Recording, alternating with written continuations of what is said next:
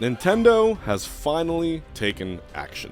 We all know for a bit now that emulators are completely legal, and it's ROMs themselves that fall under the DMCA clause. Until now. Nintendo has officially removed access to the GameCube and Wii emulator Dolphin, but it's a bit more complicated than that. There's a good chance you've heard of Dolphin, but if you haven't, it's the de facto GameCube and Wii emulator that also powers software like Slippy, making Melee Online possible in the first place. When the Steam Deck was released and caught in on popularity, the developers of Dolphin compiled a special version to release on Steam, granting the application the compatibility to run on the Steam Deck. Melee on the go is pretty dope, and that's why they did it. Thankfully, for now, we can still run Dolphin normally on our computers, but Nintendo sent a DMCA notice to Valve and successfully took down the Dolphin emulator from Steam. But how? It turns out the developers of Dolphin skirted the lines of legality and did something they shouldn't, and I'll explain right here. So, the program to emulate GameCube games on your computer is fine, but for the software to read the ROMs, it needs key files. I'm sure you've heard of a keys.bin file if you've installed any Switch emulators like Yuzu. Older emulators had a BIOS file that you needed in order to emulate titles, which is essentially the same thing. It's the contents of those keys files that are protected under DMCA. And if you recall ever using Dolphin, you've never needed to do anything with them. It simply just worked. Yuzu and other emulators took the safer route to provide instructions on how to legally back up your own keys file from your own system to use on your PC. Or you could always get them from other sources online. Yeah. Remember, myself, Juan the Hungrybox, and all of the Hungrybox staff officially do not advocate for the illegal download of any keys or BIOS files in order to use emulators. The entirety of the Box Gang cannot be held liable for any misuse of emulation and will not provide information or where to find such files or assistance in emulation. Anyone caught sharing information pertaining to or instructions to find information pertaining to the questionably legal methods to obtain such key files or emulation will be removed in order to keep this channel safe.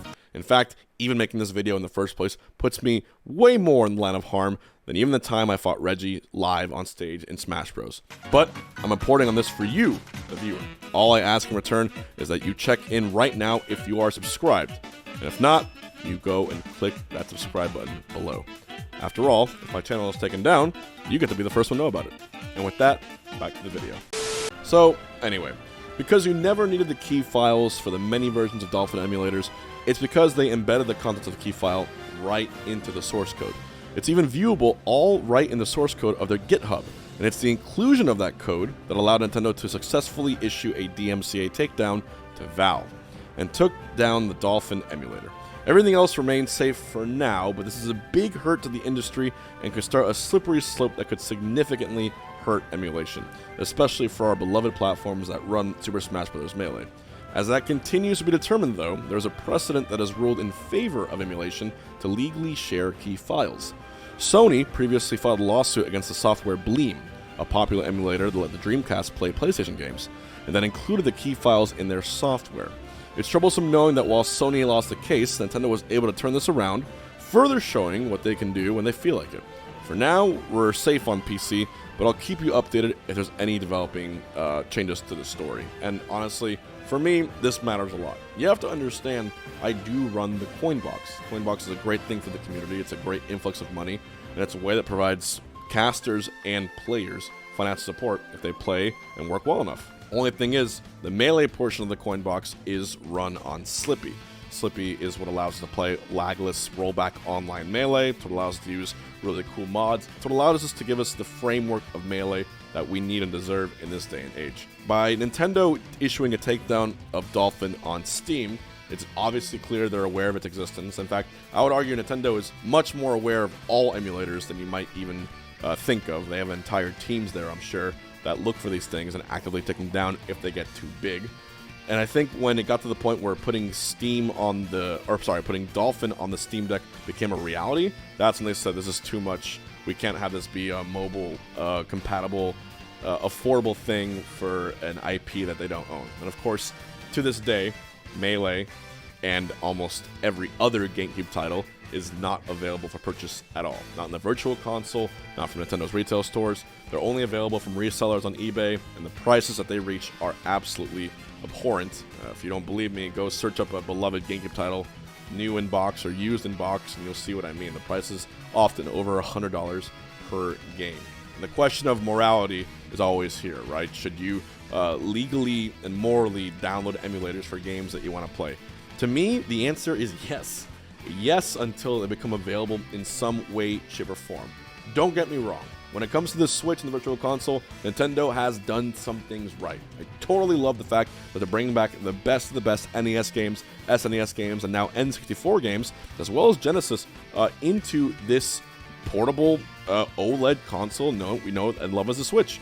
This is a really cool idea. The fact that it comes with a Nintendo Online membership and you pay a yearly or monthly fee for it, that's a really, really cool idea, and I think it's a great way to maintain and preserve those incredible titles and allow them to be used in the modern day and age on whatever sort of medium, monitor, or TV that you want, or even portable.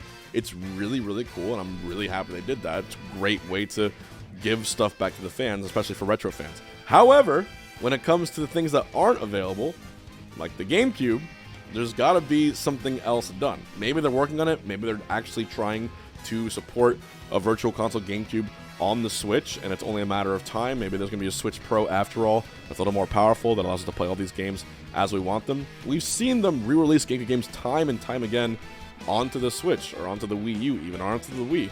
It's a very common thing, and especially something like the Mario Collection, where they had, it was, I believe, Sunshine and Galaxy together in one console. Like, you know, that was a really cool thing. And Mario 64. They re-release these games because they know how quality they are. They know there's always going to be an audience for them, and there's going to be buyers for them either way. But if it's not available anywhere, what other choice do we have to play these games? It's like you just got lucky when you bought them back in the day and you do it. I'm a Melee player, I'm a Smash player, and I'm running a tournament for online Melee. I need these emulators to work and not be taken down. The moment Nintendo does a more massive takedown of all Dolphin emulation, that's it for Melee.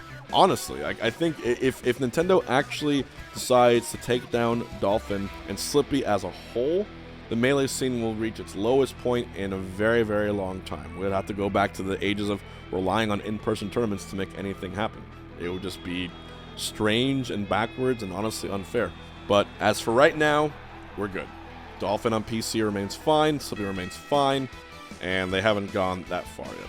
But anyways, let me know what you think in the comments below, and also let me know about a time or a story of you growing up using an emulator.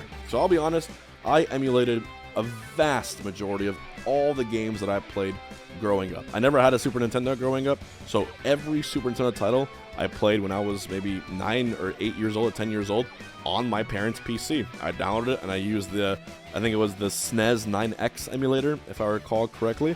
And I used the Nesticle, it was called, emulator, and Project 64, if my mind and my memory allows me to recall those names properly. I just want to say a big thank you to all the teams that have worked tirelessly to create emulators for the games, to create ways to have options to play them in higher end graphics with amazing performance. The work that you guys have done has impacted the lives of many, and arguably is one of the reasons that I'm a professional gamer today and a streamer and a YouTube creator talking to you as I am now.